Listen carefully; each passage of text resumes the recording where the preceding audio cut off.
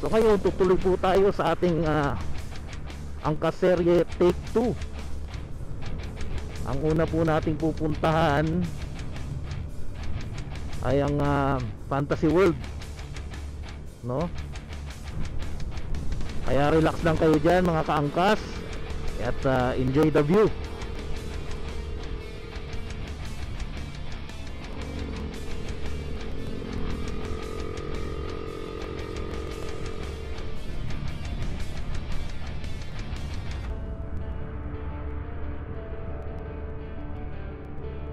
Mga pre, kung napansin nyo ang ating mounting sa ating main camera, nasa chest ko naman siya this time. Ang gamit po natin yung Telesin chest mount.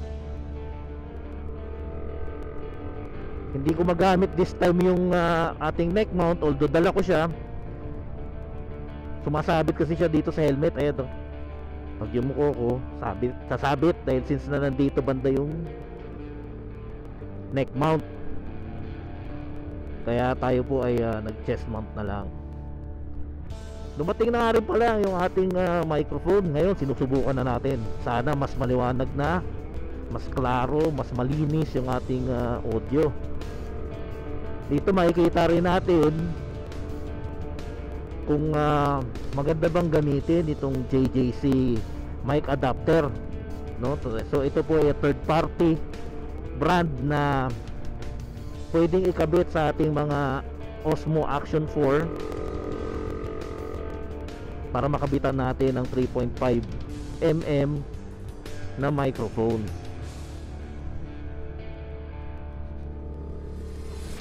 Ayan, so sana hindi po tayo ulanin, no? So kung napapansin nyo, yung weather medyo gloomy na naman, no?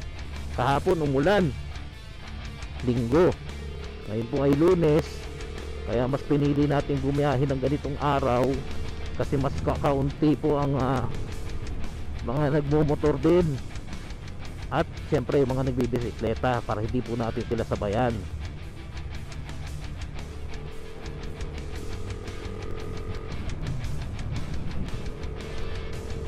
So tayo po ay nag solo ride ngayon para mas may panahon ako na magkaroon ng mga drone shots, kasi syempre wala po tayong ibang inaabalang mga kasama. This time kung may makikita po tayong magandang area na pagliliparan ng drone, magpapalipad po tayo. So ang nakaraan na gamit nating drone sa angkas serye take 1, tayo po ay naka Phantom 4 Pro V2.0 na drone. Yun, so yun po naibenta na natin. Although masakit sa loob ko talaga na ibenta yun dahil sobrang mahal po nating nabili yun nung time na talagang uso yung ganong klaseng drone, at naibenta po natin ng medyo mababa. Pero masaya na rin in a sense kasi nakapag-update tayo. Hindi ko naman masasabing upgrade, kundi update lang. Tayo nakapag-update ng DJI Mini 4 Pro. So yun po ngayon ang ating gagamiting drone sa pagpapalipad.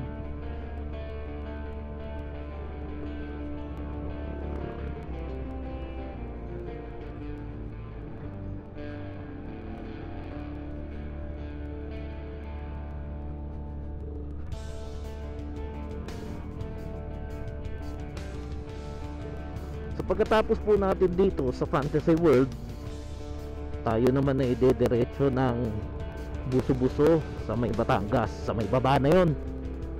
At papalipad rin tayo ng drone doon. Appreciate natin ang kagandahan ng area, at para syempre makita rin ninyo bilang aking angkas kung gaano kaganda sa may Buso-Buso. Pagkatapos naman natin sumaglit sa Buso-Buso, tayo naman na idediretso ng Blackwall Ahon, no? Actually isa yun sa mga sinusumpang ahon ng mga siklista dahil sa grabe talaga ng gradient, no? Pagkakaalam ko nasa 27% gradient ang maximum gradient ng black hole. Meron pang ang biruan na kaya daw tinawag na black hole yun kasi pag doon ka umahon magdidilim ang paningin mo. Ewan ko kung gaano katotoo na kaya pinangalan ng black hole ahon yun, no? Pero anyway, mamaya makikita nyo, papakita ko sa inyo kung gaano ka tarik ang black hole ahon na yan. Bali yan paakyat na from Batangas ka, no? Paakyat na yan ng Tagaytay. Paglabas mo dyan, ang katapat mo yung papuntang Alfonso. At pagkadating natin doon, doon na natin tatapusin ang ating mabilisang angkaserye.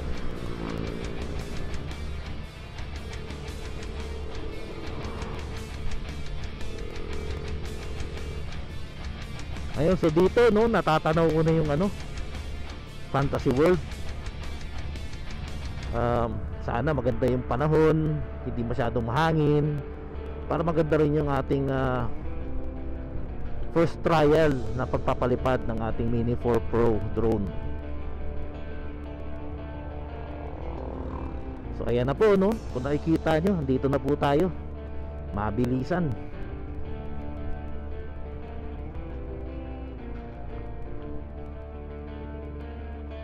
So dito sa parte na ito, no, makikita nyo, no, medyo tanaw na rito yung Taal Bulgay, no.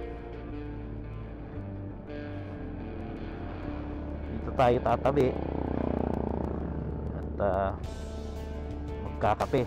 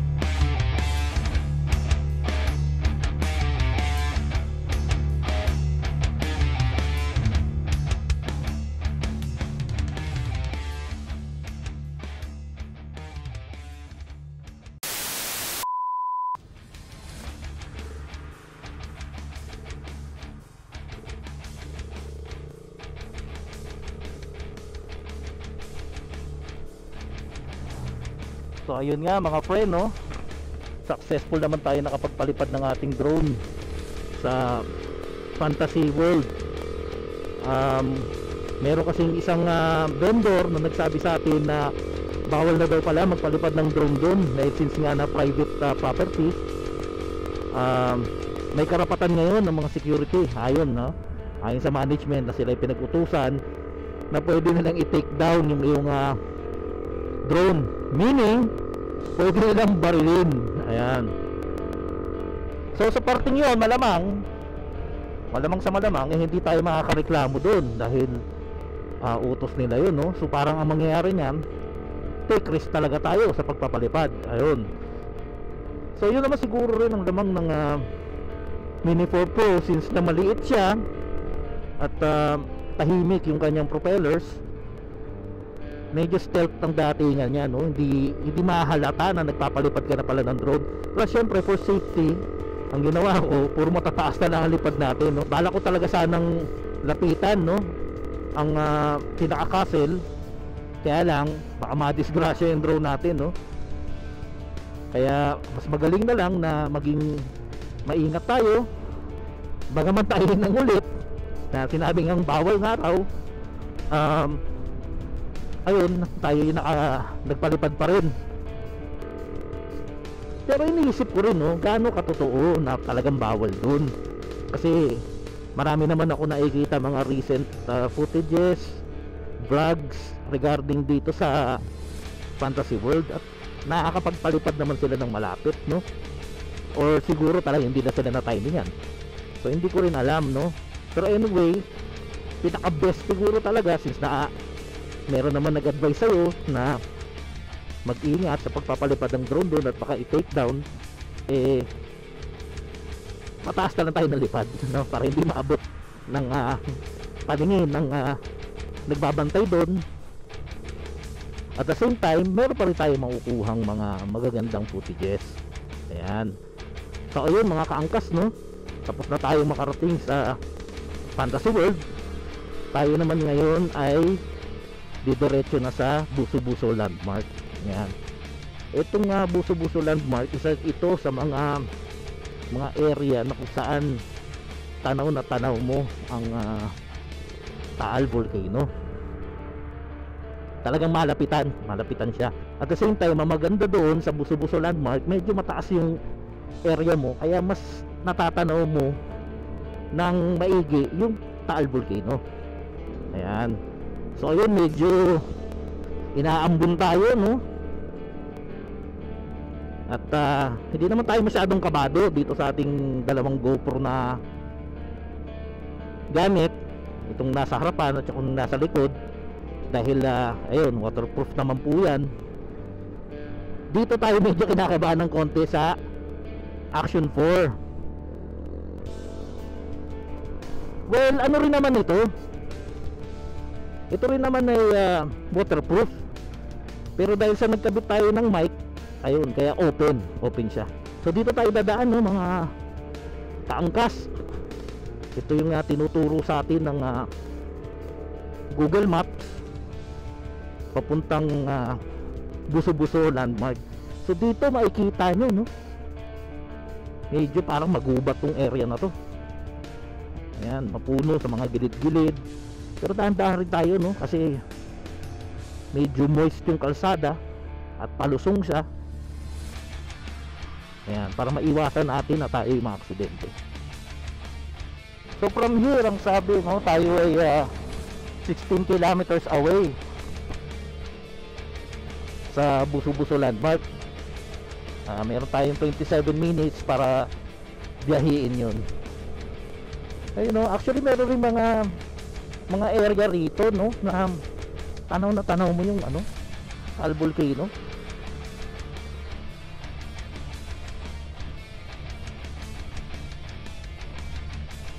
Ayun, grabe lusong. Dahan-dahan lang tayo mga pre.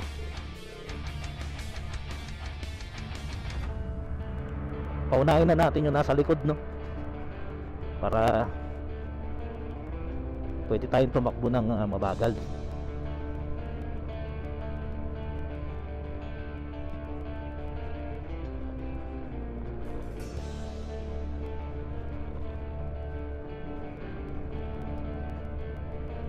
So may nakita tayong road close dun, no, at itinuturo tayo dun na pakaliwa, pa Laurel daw, pero sa Google Maps kasi natin, pinadidiretso tayo. So hopefully walang aberya sa daan na to para dire-diretso tayo. Otherwise, kung talagang sarado ang daan dito, malamang sa malamang umikot tayo.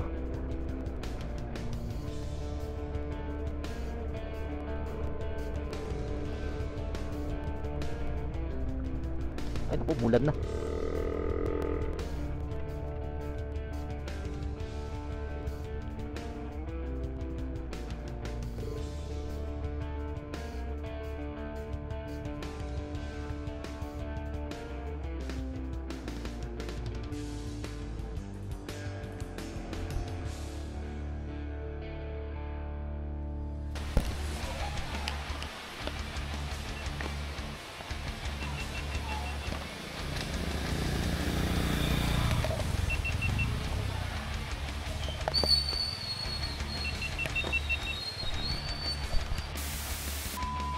Ayun mga pre, no, inabot tayo ng ambon dun banda, kaya pansamantala, no, tumigil tayo sa pag-video. Tinago muna natin yung ating Action 4 since na open nga kasi yung kanyang microphone jack. Kaya ngayon po tumila na rito banda Kaya tayo po magsisimula na ulit na bumiyahe. So tara na, baka tayo pa matagalan at abutan na naman ulit ng Ambon.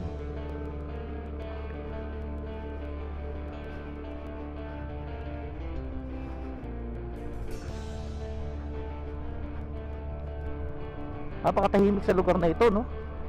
Talagang siguro kung ikaw retired, no? Parang masarap dito tumira kasi malayo ka na sa kaguluhan, malayo ka sa polusyon, at yung kapaligiran napakaganda.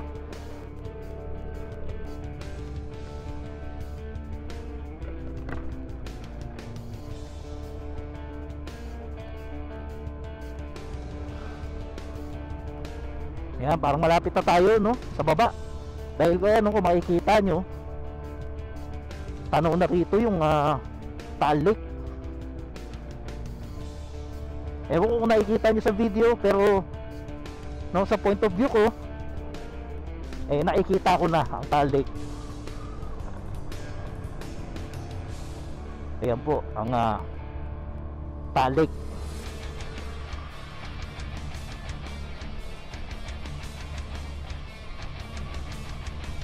Napakagandang tanawin dito sa area na to. Talaga naman makakita ka ng mga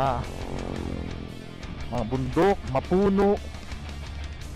Ito makikita nyo mga pre, dito medyo talagang lusong. Ayan, kaya dahan-dahan tayo rito.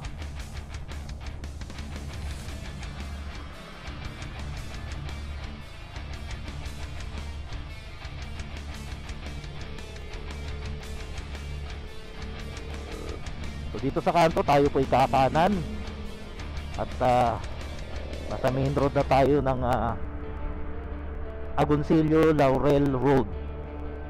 Ayan. Ayun na mga pre. So confirmed, no, nandito na tayo sa may Batangas area. Ayan, dahan-dahan lang tayo.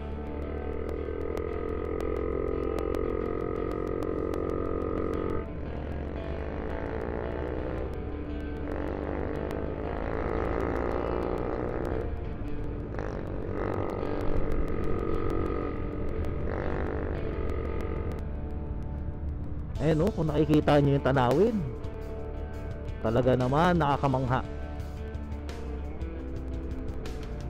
Ayan po sa harapan natin ngayon, ayun ang Sky Ranch. Kitang kita ko rito yung kanilang Ferris wheel, no?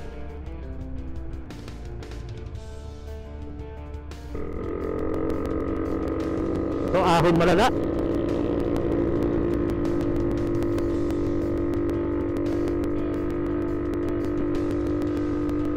Alright.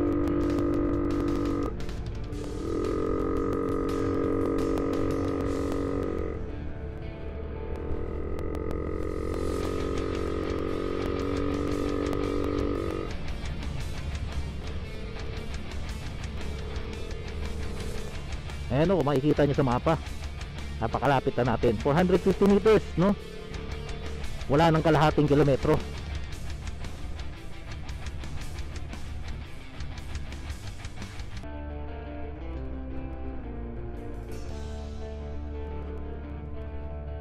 Ayan po, kung matatanaw nyo, yan po ang Taal Volcano up close sa area na ito.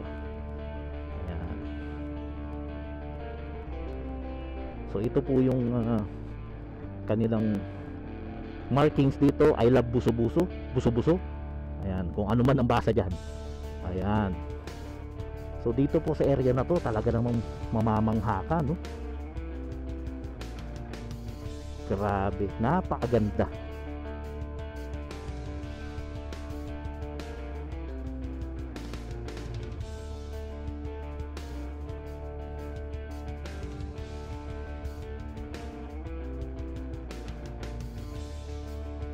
Ayun, so palipad tayo ng drone. Let's go!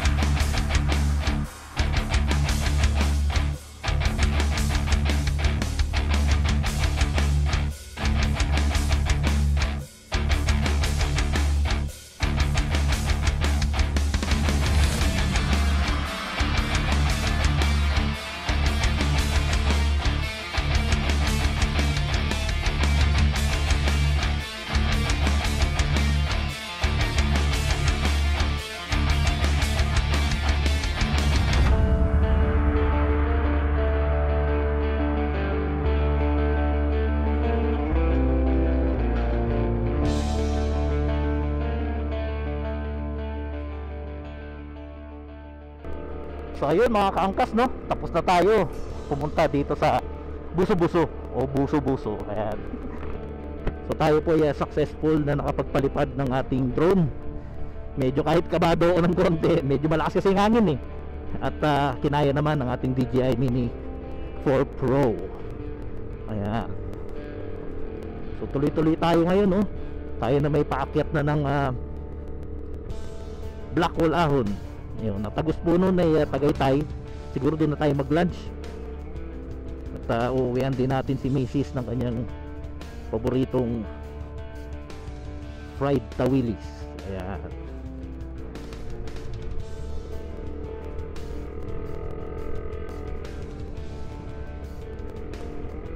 Ayun mga pre, siguro dito mag-work na lang tayo. Diretso na doon sa may paanan ng paakyat sa Black Ahon para ma-save natin ang ating mga battery. Let's go!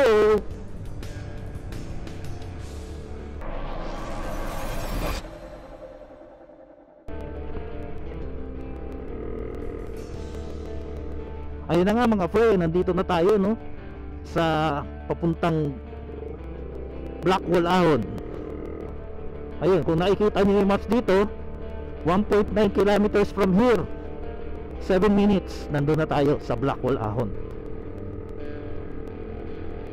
So yun nga, nabanggit ko na isa yun sa mga sumpang ahon ng mga siklista, kasi grabe talaga ang ahon dun.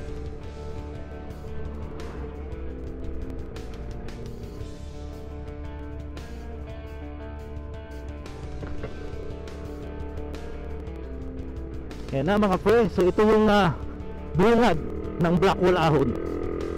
Mapapansin nyo rito na talagang ang mga ahon talagang matatarik na.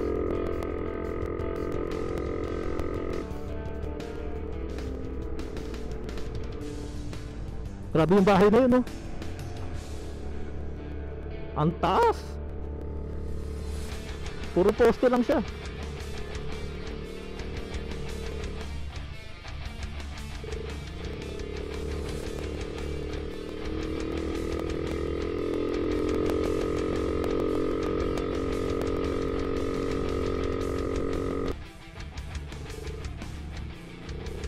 Ayun mga pre, so ito na yung pinakasimula o yung paanan ng Blackwall Ahon na tinatawag ng mga siklista, na kung saan pag ito talaga inahon mo, magdidilim ang paningin mo. Ayun siya.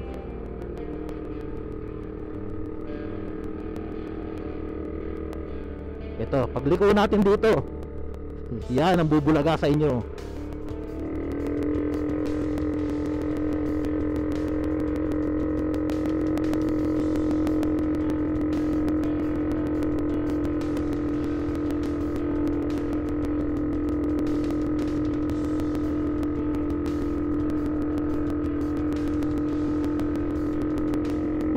Grabe ang tarik. So dito ay magtatapos sa tulay. Ito ang parang pinaka-recovery mo. Yan, dito ang pahingahan. Ayan. So dito, no, alam ko may magandang view rito eh. Ayan, no.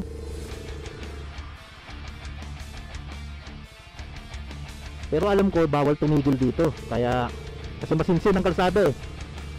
Kaya doon na tayo banda magpalipad ng drone. So medyo malapad ang kalsada.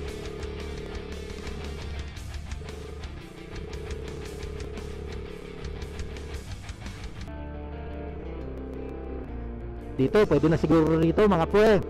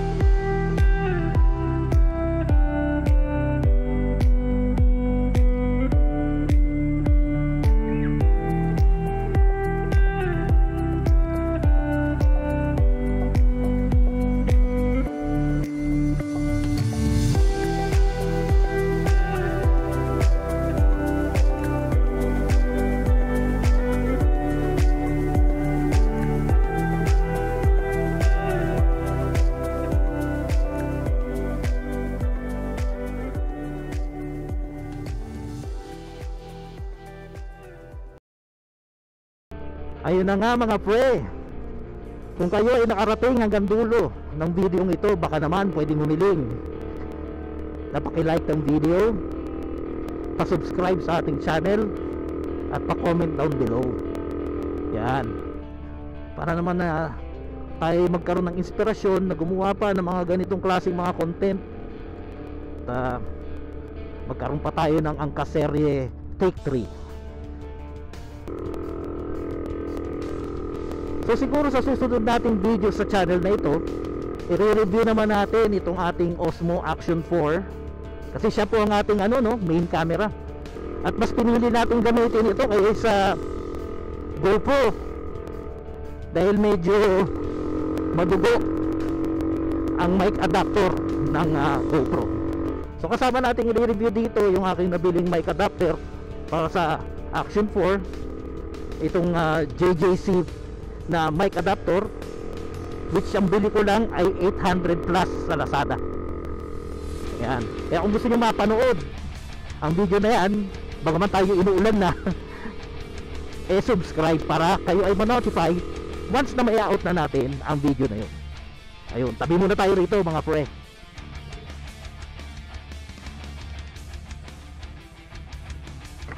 Yan.